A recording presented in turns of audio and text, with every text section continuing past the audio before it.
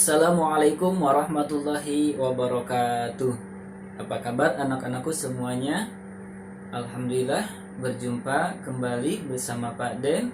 Pada video pembelajaran kali ini Bapak akan menjelaskan tentang kisah Nabi Musa alaihi salam, mulai dari kelahiran Nabi Musa alaihi salam, kemudian yang keduanya Nabi Musa diangkat menjadi Rasul oleh Allah. Yang ketiganya Bapak akan jelaskan tentang kisah Nabi Musa saat melawan Fir'aun. Dan yang keempat, keteladanan Nabi Musa alaihi salam. Sebelum Bapak menjelaskan atau menceritakan kisah Nabi Musa alaihi salam, alangkah lebih baiknya seperti biasa kita berdoa terlebih dahulu kepada Allah supaya pembelajaran kali ini mendapatkan manfaat tentunya. Bismillahirrahmanirrahim.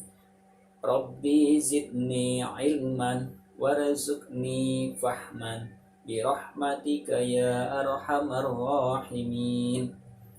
Alhamdulillah, kita telah berdoa kepada Allah, mudah-mudahan pembelajaran kali ini mendapatkan keberkahan. Lanjut ke materi tentang kisah Nabi Musa alaihi salam. Nabi Musa lahir di Mesir pada saat itu di bawah pimpinan Raja Fir'aun, atau dikenal dengan Raja Ramses III. Ibunda Musa bernama Yukabad dan ayahnya bernama Imron bin Yasa. Ketika Nabi Musa dalam kandungan ibunya, ketika itu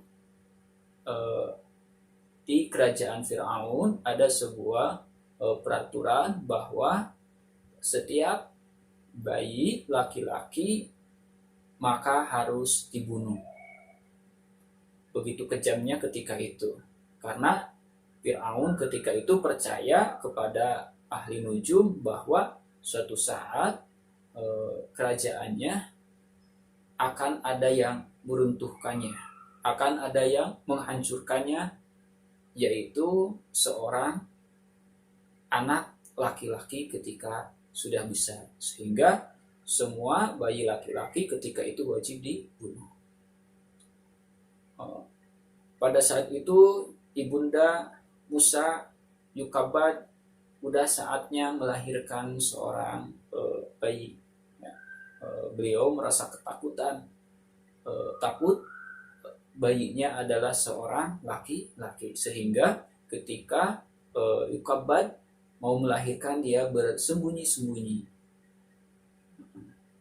Ketika lahir ternyata bayinya adalah laki-laki, dan Allah pun mengilhamkan kepada Yukabad supaya bayi tersebut dimasukkan ke dalam peti dan dialirkan ke sungai Nil.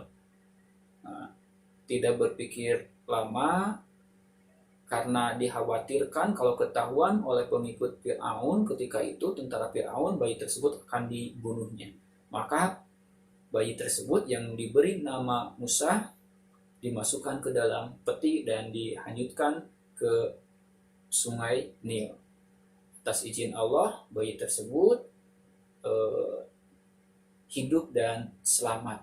Pada suatu ketika istri Fir'aun yang bernama Asia sedang berada di sebuah sungai. Tiba-tiba dia melihat ada sebuah peti. Karena dia penasaran, akhirnya peti pun diambilnya olehnya. Dan saat dibuka, ternyata di dalam peti tersebut ada seorang bayi laki-laki yang sangat lucu.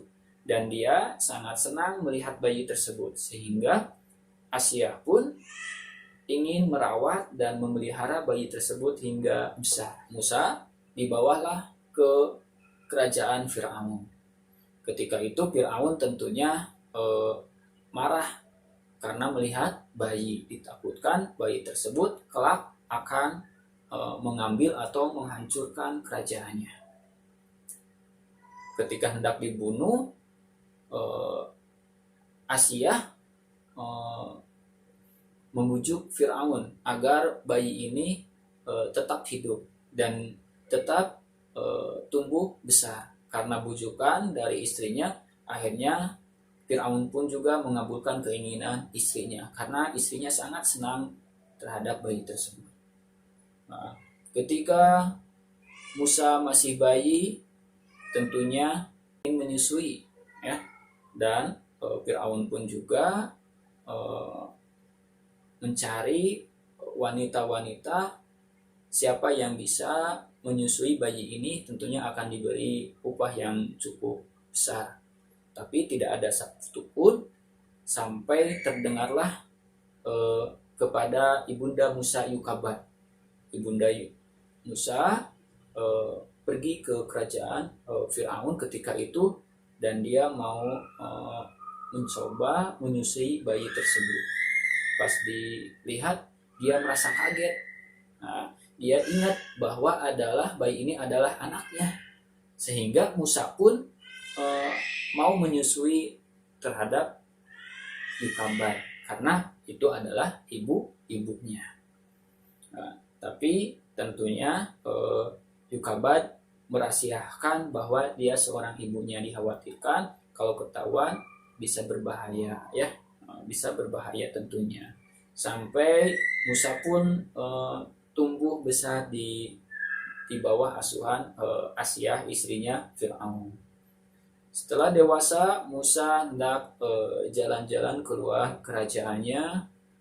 Di sana Musa melihat ada dua orang yang sedang bertengkar, ya, sedang bertengkar. Yang pertama dari suku Kipti, yang kedua dari suku Bani Israel.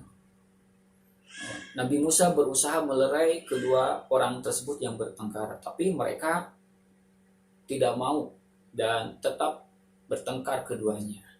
Sampai-sampai Nabi Musa saking kesalnya akhirnya memukul di antara salah satu dua orang tersebut. Dipukullah seorang dari Bani Kipti. Dengan pukulannya, tiba-tiba atas izin Allah suku Kipti tersebut meninggal sekali pukulan oleh Nabi Musa.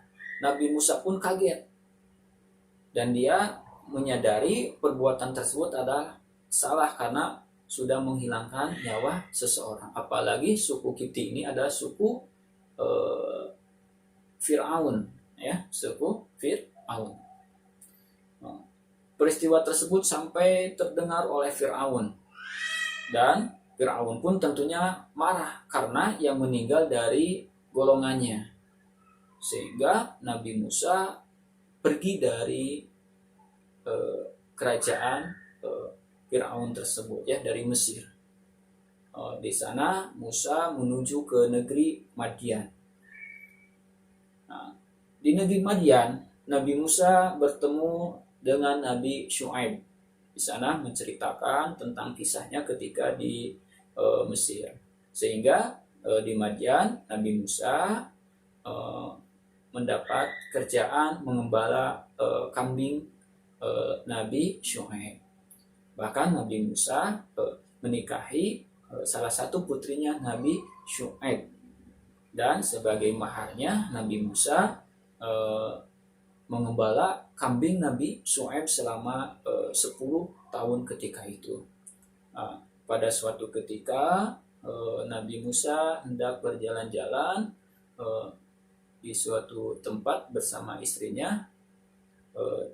Tiba-tiba terdengarlah suara, "Wahai Musa, aku ini adalah Tuhanmu, maka tanggalkanlah kedua terompahmu. Sesungguhnya kamu berada di lembah yang suci, yaitu Tua. Ya. Aku telah memilihmu, maka dengarkanlah apa yang aku wahyukan kepadamu. Ya. Sesungguhnya aku ini adalah Allah tiada Tuhan selain aku, maka sembahlah aku dan dirikanlah sholat untuk mengingatku. Itulah yang dikatakan atau yang diwahyukan Allah kepada Nabi Musa. Dan pada saat itulah Nabi Musa diangkat menjadi seorang rasul, dan Nabi Musa diberi mukjizat berupa sebuah tongkat. Nabi Musa diperintahkan untuk berdakwah, mengajak orang-orang supaya menyembah Allah ketika itu. Nabi Musa pergilah ke Mesir, di mana Raja Fir'aun masih berkuasa di sana, dan Nabi Musa mengajak Fir'aun untuk menyembah Allah dan meninggalkan perbuatan-perbuatan, ya, dan menyuruh supaya tidak menyembah dirinya. Bahkan dengan sombongnya Fir'aun, tidak ada Tuhan katanya selain aku, menganggap dirinya adalah seorang Tuhan pada waktu itu Fir'aun.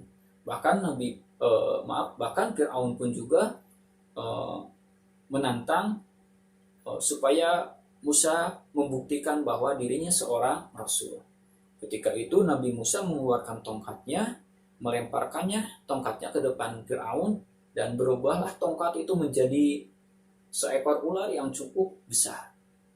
Akhirnya Fir'aun pun kaget dan ketakutan, bahkan mau berlari ketakutan, takut digigit ular tersebut, dan suruh Musa menangkap ular tersebut. Akhirnya ketika ditangkap ular tersebut berubah kembali menjadi sebuah tongkat. Akan tetapi Fir'aun tidak menjadikan dia bertobat atau beriman kepada Allah, dan tidak menjadikan percaya bahwa Nabi Musa adalah Rasul Allah.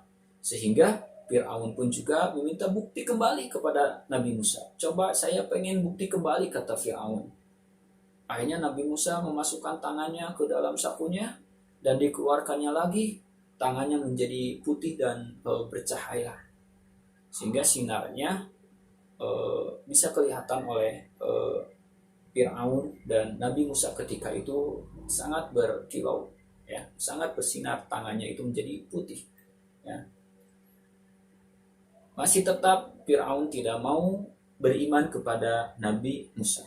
Bahkan Fir'aun menantang kembali, menyuruh para ahli sihir ketika itu semuanya dikumpulkan supaya melawan Musa, ya, menganggap bahwa Musa tetap ahli sihir.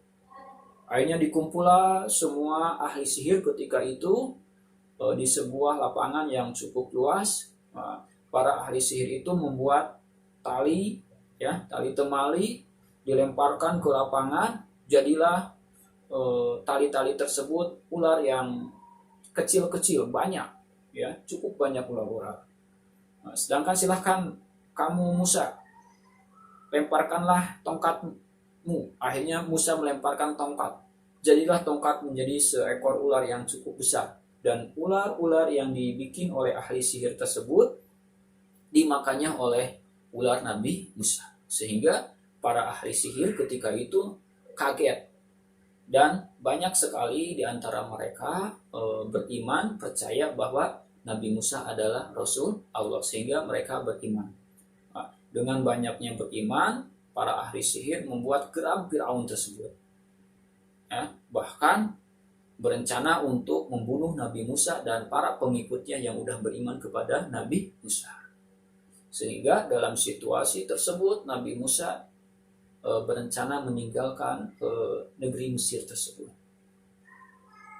Akhirnya Nabi Musa beserta pengikutnya pergi dari Mesir, dan dia berada di tepi Laut Merah.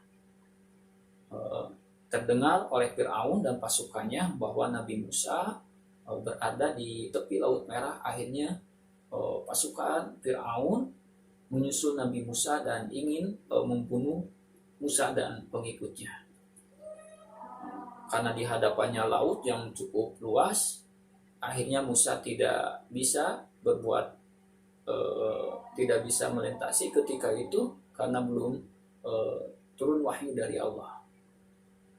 Akhirnya ketika pasukan Fir'aun udah dekat dan mau menangkap pasukan, mau menangkap Musa dan pengikutnya, Allah mewahyukan kepada Musa supaya melemparkan tongkat tersebut ke tengah lautan, sehingga lautan pun terbelah menjadi dua dan menjadikan jalan untuk melintasi Musa dan pengikutnya.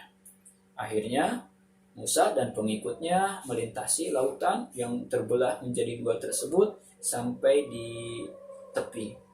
Ketika itu pasukan Firaun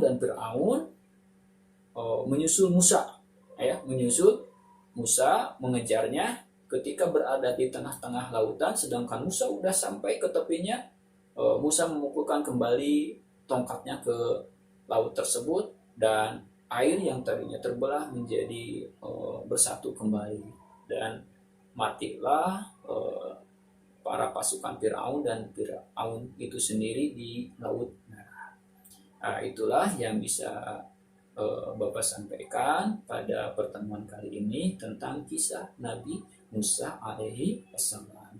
Bisa kita ambil kisah keteladanan Nabi Musa, bahwa Nabi Musa itu adalah seseorang yang pemberani menegakkan kebenaran, berani menegakkan kebenaran. Yang kedua, Nabi Musa adalah seorang yang tegas, dalam bertindak. Itulah yang dicontohkan oleh Nabi Musa. Kita harus berani menegakkan suatu kebenaran dan tegas, dalam suatu kebenaran. Mungkin itulah yang bisa Bapak sampaikan dalam pertemuan kali ini. Mudah-mudahan banyak manfaatnya. Ditutup dengan doa.